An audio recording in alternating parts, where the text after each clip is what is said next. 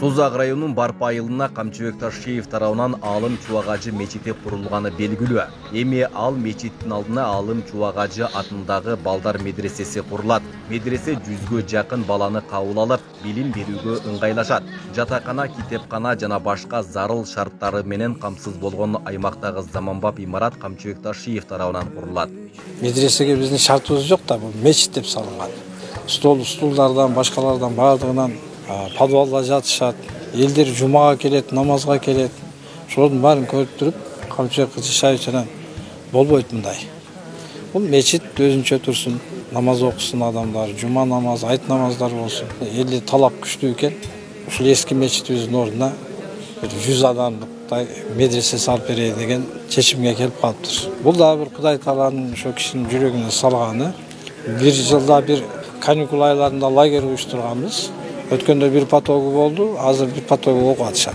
Ошондо бияга Таш көмүрдөн баштап, Каракөл бияга Өзгөнгө чейин алып келип, балдарын эшикте жата берет деп таштап кетти. Элдин талабы ушундай экен. Окуткусу келет экен, имандуу кылгысы келет экен. Ошол зарылчылык келип чыкты. Аллах Тааланын жардамы менен Камчыбек Ташиевдин жеке демилгеси менен ушул жерге баштаган атабыз 2 этаж болуп түшө турган болуп атат. Подвалында столовойлору бардык шарттары менен биринчи этажда окуу класстар, үстүндөгү жатаканалары болуп, мугалимдерге дагы жатакана болот. Анан душевой башка немелер отдельный. Бүгүн медресе курулуш ишин баштоо алдында Барпа айылынын аксакалдары жана дин кызматкерлери чогулуп, курулуш ишине ак батасын беришти. Камчыбек Ташиев да чогулушка катышты. Башка багыттагы динчилерди ооздуктоо дагы ушул медреседен башталат да. Медреседе туура тарбия беребиз балдарга, Кудай кааласа. Балдар, могул динге ишендиңби? Алла Таалага ыхлас кылдыңбы? Ушул динибизди башкаруучусу бар. Муфтият деген бар, муфтий деген бар, ошол деген багыт деген бар деп түшүндүрүшүбүз керек да. Кээ бирлер биз динге баш ийсек болду, муфтийди да тааныбайбыз, молдону да тааныбайбыз, башканы да тааныбайбыз, агайынды да тааныбайбыз. Мен өзүм билем, черекпен өзүм окуп алам деген баягыдай бей баштады. Ошого жол бербеш, мына биздин милдетибиз. Медреседе Кыргыз Республикасынын муфтиятынан тийиштүү уруксат алган мугалимдер атайын бекитилген окуу программасынын негизинде билим беришет. Карылык кылып, Куран жаттоо кылып ачылайды деп атабыз, иншалла.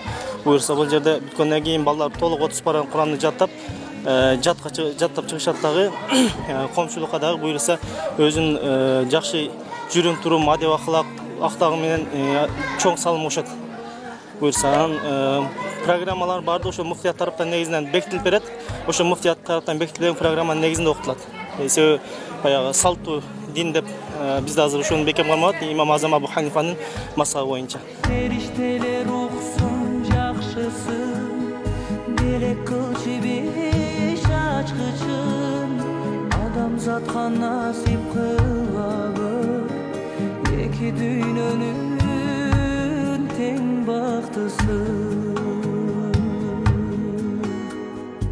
Айбек Исабеков, Замирбек Тойчубаев, Регион.